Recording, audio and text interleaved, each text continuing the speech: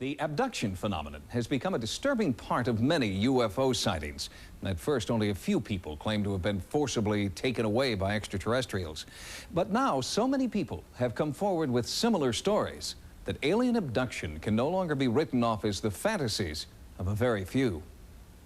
I looked up in my rearview mirror, and lights were coming down out of the sky. I walked out to the edge of the water, and I noticed this huge, shining thing. I was so terrified looking into these big black eyes and these little creatures. I was thinking I could just raise my fist and crush his head. And exactly at that moment, I became paralyzed. It's the kind of fear that I've only experienced one other time, and that's when I was robbed and I had a gun at my head, and that's the kind of fear it is. I thought that I was dying. I'm dying now. This is what it's like when you die. The visions often come during sleep. Nightmares about being abducted, probed, and prodded by aliens who have sinister motives. Hundreds of people have come forward to talk about their disturbing experiences and admit that they think their nightmares are real. Experts believe that there are thousands, perhaps even millions more just like them, who are too afraid to talk. In Secret Life, author David Jacobs chronicles the abduction phenomenon. We have hundreds and thousands of people who are coming forward and saying that the abduction phenomenon has happened to them, that they've experienced it, and basically they say the same thing as everybody else has said, and until recently, there was no possibility that they could have picked up these stories in the media. Since she was a baby, commercial photographer Kim Carlsberg has been plagued by memories of abduction. At 4:30 in the morning, I saw this image of these four beings just move through this wall. They just, like it wasn't there. And they came over to me, two at my feet, two at my head, and they started to lift me up to the ceiling. Most abductions take place where a person is taken out of the normal environment, they're taken against their will, they have physical, mental, reproductive procedures performed on them, and then they're released. Bud Hopkins has been researching alien abduction reports for 26 years and is a firm believer. I'm the first to admit that all this sounds outrageous. It all sounds just crazy, and yet the evidence is there behind it. But skeptic Philip Klass believes mass media is to blame for the rise in abduction reports. Dozens of talk shows, dozens of other TV shows have promoted this idea that aliens are here and abducting human beings. And so it becomes the popular myth. Particular problems could adequately be explained by the condition narcolepsy. This is a disorder characterized by hypnagogic hallucinations, that's hallucinations that occur at sleep onset, which can be very vivid and include the feeling of other people being present in the room or a sensation of levitation. Patients will actually describe saying that they are looking down onto their body. I have two people that I've never met describing this exact same examination of their head being opened up, something being done to their brain, and being put back together again. They opened my back. I knew my back was open because I could feel. It was almost as though a slit had been drawn down my back and across to the side, and they had opened a flap of flesh and tissue. Whether the reports come from adults or children, men or women, most of them follow similar patterns. There's a bright light that shines in the room. The abductee sees it. They hear a noise outside. They're not interested in your mate, they're interested in you. So what they do is they render the person that you're with unconscious. She goes up a beam of light with the alien into a hovering craft. If anyone goes into the room at that point, there's no one in the room. She's not in bed, in other words. The person is literally missing. You find yourself on a table and these creatures around you with instruments, and you have no idea what they're doing, and they don't tell you. My skin was sliced, like with a surgical instrument. When a person is abducted, there's a physical examination. The focus of the entire enterprise seems to me to be unmistakably on reproductive issues. They have a mission, a job to do, and they're doing their job with little respect to their subjects. 90% of reported abductions involve descriptions of what experts call gray aliens, extraterrestrial creatures with oversized heads and dark almond-shaped protruding eyes. Less common are insect-like or reptilian creatures.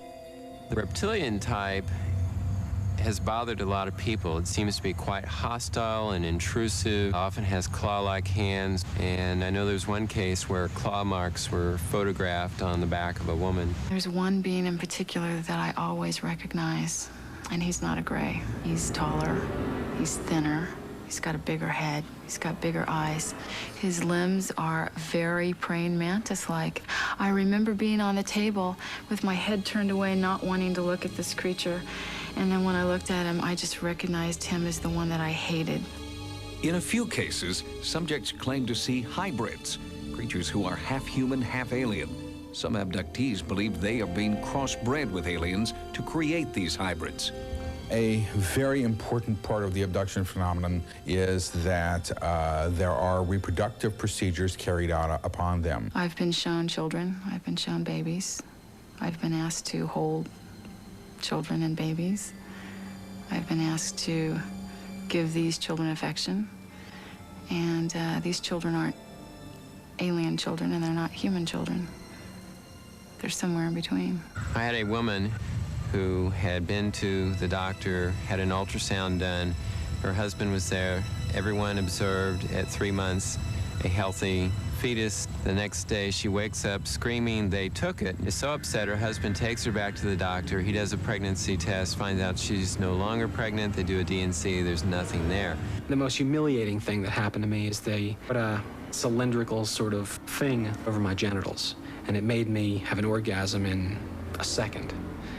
And I really feel like I'm one of those few men who knows what a woman feels like when she's raped. I've been on a table, and I've seen something removed from my body that I will call a fetus, a baby. It was so small I couldn't believe that it could live on its own. I remember putting my finger in the arch of its foot.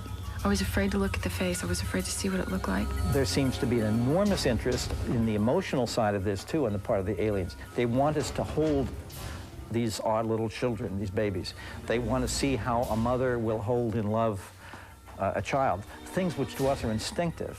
The abduction phenomenon begins usually in infancy, or at least by the age of 2, 3, or 4. It continues all through childhood, all through maturity, and into old age as well. I have many cases where the person is taken as a child, usually what we refer to as the bedroom visitation. I was laying in bed, I opened my eyes, and here's a little gray standing there looking at me. And all I could really remember were those dark eyes. It is as if that person has become a kind of tagged animal in someone else's experiment. And that little person, as he or she grows to adulthood, will be abducted over a period of time at irregular intervals. Let us assume that this is all being made up, that this is internally generated, that there is no abduction phenomenon. If that's the case, then we have discovered something of enormous importance. What are the repercussions of thousands of people running around thinking they're crazy, feeling crazy, being crazy, because they have no way to understand what's happening? Psychiatrists and psychologists who are dealing with these people are the first to say, something happened to this person. This is not a fantasy. This is not something the person cooked up. This was an event in that person's life which was truly upsetting. These experiences are not pleasant experiences. This is not something I'm happy happened to me. There's a part of me that would love to find the answer that it was something else. It's a very lonely place to be, to have this experience and not be able to remember the details and not know if it's real. And it's very, very hard to walk through life with this kind of a secret. Even some of the most skeptical members of the psychiatric profession agree that the abduction phenomenon is not a hoax, but the causes for these stories are to be found not in alien spacecraft, but right here on Earth. Blue Book, but they couldn't come up with anything conclusive. Well, today we've gone beyond UFO sightings to reports of actual contact made with UFOs. The topic is UFO abductions. And with us to talk about these is UFO expert Bud Hopkins, who has written several books on the subject, including this one called Intruders, and Michael Bershad, who is sitting next to me, has had a very strange experience he'll tell us about, and Vicki Cooper, who is the editor of UFO Magazine. There is a magazine devoted to, there it is, UFOs. Welcome to The Late Show, you guys. Thank you. Thank you. Now, Bud, you've studied this for some time. You have not been abducted, I understand. No, I've had a, I had a daylight sighting, okay, which is how I got involved in the whole thing. Okay. But I've not been abducted, no. All right, now I want to get right into the story with Michael here. This is very strange. You two met, I'm going to set this up a little bit. You two met at a party. Start having a conversation. You have no real recollection or really much interest about UFOs, but Bud starts listening to you talk as if something's going on here. And at some point, you are a little uncomfortable, thinking, well, maybe I do know something, and then subject yourself to hypnosis. Is that a capsule idea of what happened? Well, I really had no remembrance of what happened. Of anything? No. Okay. No, my story came out under hypnosis with Bud. Take it from there. Tell us about what happened as you start to remember it through hypnosis. I was in my car alone. I was driving on Route 40 in Baltimore, outside Baltimore. I remember lights coming down in back of my car, and it scared me. I hit the gas, and the next thing I remember, my car was ripped off the road. I skidded into the gravel. I thought I was going to have an accident. When I came to, I got out of my car. There was a light similar to that shining in my eyes, and there were 4 little guys or creatures standing there, one digging by the side of the road. They led me into this craft, saucer sort of thing, and I wound up in a room on an operating table, and they did all sorts of things to me. The next thing I remember... All sorts of things, meaning it's like a physical, isn't it? Physical, I'm not sure what they were looking for and exactly what they were doing, but they did. Sometimes when a doctor examines me, I'm not sure what he's looking for either. But you underwent an operation of sorts. I think they knew exactly what they were looking for. Oh, okay. At one point, they took a sperm sample. They seemed to know exactly how to do that. Took only a couple of seconds. So that's a common problem in America. You know,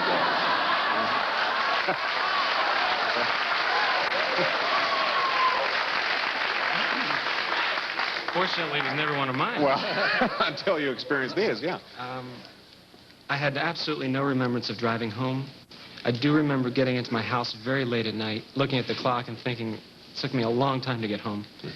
I remember waking up on the floor the next day with my clothes on, which never happened to me, because I never drank or did drugs or any of that sort of thing.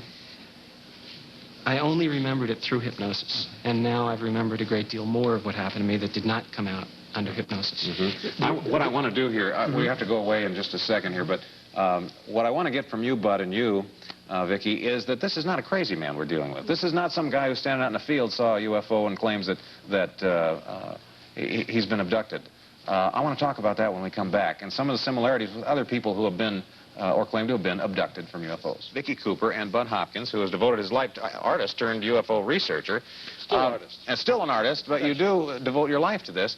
Now, explain that... now, I have a healthy amount of skepticism regarding this whole topic, because I kind of think that if something had happened, it's the sort of thing that you wouldn't really be able to keep a secret very long. But you tell me that there are people who are independently having similar... Right. I've worked now with something like 180 different people who are all telling essentially the same story. And these people are from every walk of life. I have 2 police officers. 2 of them are psychiatrists. I have 3 university professors who are abductees, a chemist. You know, it's everything you can imagine. Of all of those people, only something like 7 or 8 have been willing to come forward because of the fear of ridicule, fear of being thought crazy, and so forth. Now, they are reporting almost identical details from case after case after case. And in my book, I've kept some of these details deliberately secret, not in the book, so that I have a way of checking the veracity of new people as they report what happens. Very frightening to them. They're not meeting body snatchers that are evil and horrifying. They're not meeting space brothers who are patting them on the head and here to save us. They're meeting a kind of detached, cool scientist situation. Pictures of people are the same. There's I think we have this stored, that we can take a look at this. This is the picture that seems to be most common. Large eyes, bald head, large head. Vicki, this is... the type of creature that's very commonly described with large, luminous eyes. Michael will tell you that the eyes are so powerfully hypnotic that they, in the abductee's mind, are very difficult to forget. There's a sequence of events that is described by these people over and over and over again that's making researchers really take note. And we're trying in the magazine to give it an overview so people can be educated about a very important subject, very terrifying, too. See, the basic point is, if this is going on, and I'm convinced it is, it's the biggest story of all time. See, now that's my problem. Is if it is the biggest story of all time, why isn't it on the front page of the newspapers? There's a stigma. There's a great stigma to the subject still. Don't forget, we're sitting here talking about it right now. Sure. Well, see, no, we're not ignoring it. So we are talking about it, certainly. And the point is that the media in general, the New York Times reviewed my book very favorably, and it's an outrageous book to review favorably. I'm amazed at the media reception. I think that we have an idea that everybody else is skeptical, even though we're interested ourselves. I wish we had more time to explore this. Maybe we can have you come back and talk more about it. We should. All right, Vicki, thank you very much. Thank you very much. And Bud, Michael, thank you for your story. 8.5 million Americans believe they have been abducted by UFOs. But how can they be so sure? We've prepared a story based on the testimony of the most reliable of these abductees, and it details the entire chilling process, a process that still has no explanation. Imagine a waking nightmare. You're paralyzed with fear. You're seeing things your mind cannot believe, but the pain tells you that what's happening is very real, driving the experience deep into your subconscious. Millions of people are convinced that this nightmare can be explained as an alien abduction. While there are many reported accounts of alien abductions, and each may vary slightly, they do have one thing in common. They can happen at any time, any place, and to anyone. When you're in their place, what are you going to do? Are you going to fight? It does no good. You're in a place where you don't know where you are or what's doing. If you cooperate, you know, at least you'll get back home. Their bodies are checked by various kinds of instruments. There are anal examinations, which they will experience as a checkup. I was being invaded. The only way I can explain it is I know what it's like to be raped, even though I've never been raped. Needles are put in the abdomen, sometimes in the vagina, this is even with little girls at the age of 4 or 5. I've had eggs taken out of my ovaries several times. I've had about 6 ovarian cysts as a result of what's happened and the procedures that have been performed. It was absolute terror and pain, a tremendous amount of pain. It's obvious something is going on here, real incidents are happening. It's not imagined. Imagination doesn't burn the ground to depths of 14 inches. Imagination doesn't run circles around our astronauts or our jet planes or show up on radar at incredible speeds and do 90-degree turns. This is nobody's imagination. This is reality. 1 out of 40 Americans believe that they've undergone an experience that science cannot explain. Skeptics argue that they may be suffering from some sort of a shared psychosis. But what can explain the startling similarities among so many cases, the hundreds of unexplainable scars and bruises, the identical descriptions of extraterrestrials, the common accounts of alien medical procedures? It's very similar to what I saw. The colors, in the beginning, there's usually no conscious memory of the abduction. Then strange images well up from the unconscious. Often the victims begin to question their sanity. These are the warning signs that something unusual may have occurred. UFO researcher Bud Hopkins is familiar with the symptoms. Of course, the most obvious thing is if you have seen a UFO or near you and you have a period of missing time that you can't account for, and waking up totally paralyzed. Another one, of course, is a dread of a particular place which has no apparent cause. Then, of course, turning up after some kind of odd experience with a deep cut or a scoop mark on the body that wasn't there before. Seeing unusual lights right in your room with you, a ball of light zipping around, sometimes moving very slowly. And perhaps most disturbing of all, pain or discomfort in or around the sexual organs. And I would suggest that if anybody has had this collection, a particular collection of symptoms, it might be well worth looking into the possibility that they may have had these experiences. The difficult aspect of any case of abduction is that the experience is usually buried deep into the subconscious. The victim has little or no recollection of the event ever taking place. It's not until later, sometimes years later, that something will trigger the event into conscious memory. It just sort of sleeps into your mind slowly. Little pieces start falling together, and you say, maybe this is happening. But you start putting it together with other events of your life and with other things that you know. And it starts making more sense. And then you have to decide whether or not it's something you want to look into. Most people that come to me fear that they're going crazy, and they really hope that I will find something of a psychological nature because they know that can be cured or helped. Most do not want an alien experience. In fact, I can't think of anybody that wanted to have this experience. The tool most often used to bring the suppressed memories to the surface is hypnotic regression therapy. Using this technique, abduction researchers have pieced together a scenario of the events that might take place if these abductions are in fact occurring. Under hypnosis, the memories, however unbelievable, come out. I would wake up in the middle of the night, and one instance was I could see lights outside the yard. I could see lights up in the sky. I tried to raise him. I shook him to try and wake him up because of the light coming into the bedroom windows. And then when he would not awaken, that kind of made me fearful. There's a blackout period, or many times there isn't, and they feel themselves completely becoming paralyzed.